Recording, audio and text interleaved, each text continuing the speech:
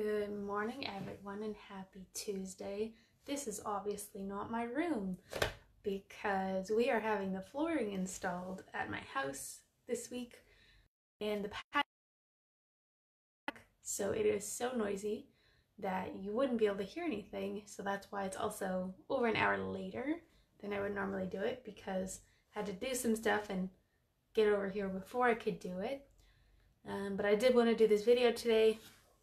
It's also the last live video of the Facebook live video of the month, at least. Today is Deaf Pet Awareness, and it's also Deaf Pet Awareness Month, if I'm correct. Again, I'm not home, I can't check my files, but I want to talk a little bit about deaf pets because it's more common than you think. Most people think it's only in senior dogs, and that's not always the case. Some are actually born deaf, and typically this is albino dogs, so ones that come out all white, or cats. But it can happen in other colors and breeds of dogs. There's more than 30 breeds of dogs that have a known susceptibility to deafness, including the Australian Shepherd, so that's something and I'm always keeping an eye out for Kai, making sure that she's responding. And also eye issues are common. I'm always making sure to keep, pun not intended, to keep an eye on those things. But in terms of deafness, also Boston Terriers, Cocker Spaniels, Dalmatians. I believe in Dalmatians just because the proportion of albinos is a lot higher. German Shepherds, Jack Russell Terriers, Maltese, toy and miniature poodles, and the West Highland White Terrier.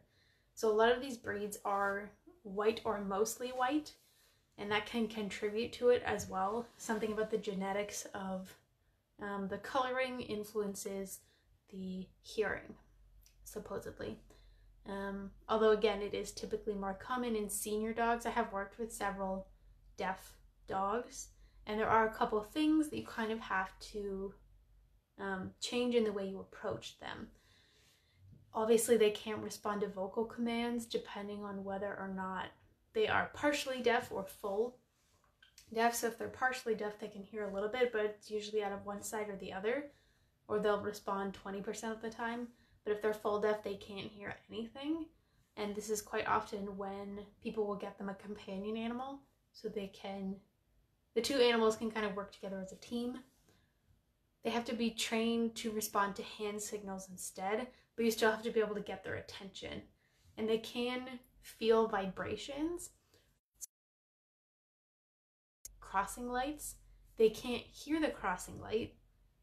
They can't necessarily see the color of the lights that change, but they can feel the vibration of the noise that it makes when it's okay to cross.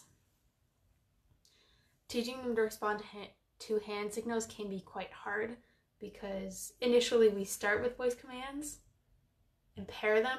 Once they learn the voice commands, we pair them with hand signals, and then we just demote them straight to hand signals, meaning as long as they can see us, they can do what we are asking them to do.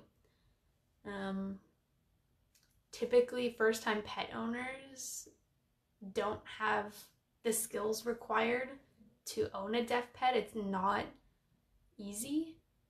It's not for first-time pet owners, but I appreciate the people who want to rescue these animals, because quite often their original homes, once they find out they're handicapped, they take them to the shelter. But it's really beautiful that people want to help them, but again, they do have to have the skills to be able to do so, or to be trained to do so, and that can be quite a big time and money investment for people. Belonging to a home that already has practiced with deaf pets can be a benefit to them. Some pet owners have decided that they're only going to adopt handicapped pets.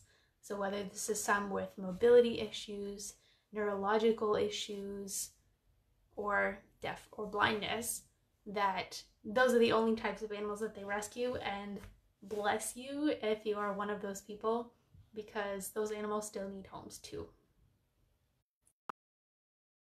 Things that I've found for deaf and blind pets is they actually invented invented a colored leash system. So red represents, I'm aggressive, don't come near me. Yellow represents caution. Green represents good to go. But there's also other ones that say, my dog is deaf or my dog is blind. And it says so on the leash, but you can also get harnesses for them that say the same thing. So people won't reach out and try and pet them and startle them. So it's a little kinder to them, but typically people who own deaf animals will tell people if the person looks like they're going to want to pet the dog or cat. Typically they'll tell them, my dog is deaf, so don't startle him, kind of get in his line of vision first before you go to pet him, because otherwise he won't be very happy.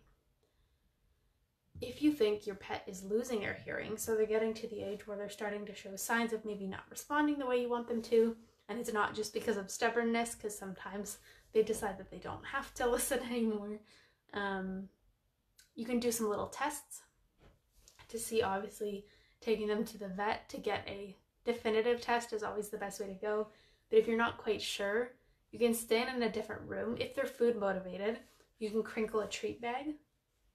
If they come, then you know that they can hear. If they aren't food driven, ask them if they want to go for a walk. If they don't respond and get all excited, pending some other mobility issue or fear of walks for whatever reason, that will tell you. And if they aren't keen on outdoors in general, ask them if they want to play. And if they don't respond, or if you, hold something up for them and they're not excited about it, it's a good sign that they probably can't hear you. I know with Kaya, sometimes I think she can't hear me, but then, someone will open the fridge or open a Tupperware container to make food, or, open or close a door and she is there. So I'm not too concerned yet, but it's definitely something I'm going to keep an eye on, especially as she gets older, both her sight and her hearing, because she's susceptible to both as an Australian Shepherd. But something to keep in mind too, you can just look into the breed that you have and typical genetic issues that come up with that breed, especially if you haven't had that breed before, because it'll give you a good idea about what indicators to look for as they get older. Because I was having a conversation with my friend when we were out hiking with the dogs, and I was like, yeah, Kai's only 3, and then I was like, wait a minute, no, she's 5, because it sneaks up on you so fast. So, she's hopefully going to live another 10 years, but I want to start looking out for those things just to make sure she gets the best care that she can. But I hope that you found that helpful. If you know a deaf dog or have been around a deaf dog, you know what the experience is like. I have worked with a few. I've actually worked with a couple of deaf and blind once as well. Because most of my clients are seniors, they do typically have a higher prevalence of these things. But it's always nice to know how best you can, respect how they are and treat them with dignity. But I hope that you found this helpful.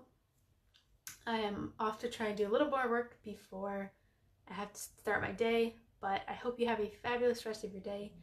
There is not a live video next week on Facebook because I like to share some previous videos that I did once in a while to give myself a break. I realized I should have scheduled it for this week because, with the whole location change and everything, but it kind of got sprung on us last minute. So anyway, I will see you later this week on Instagram for a live video.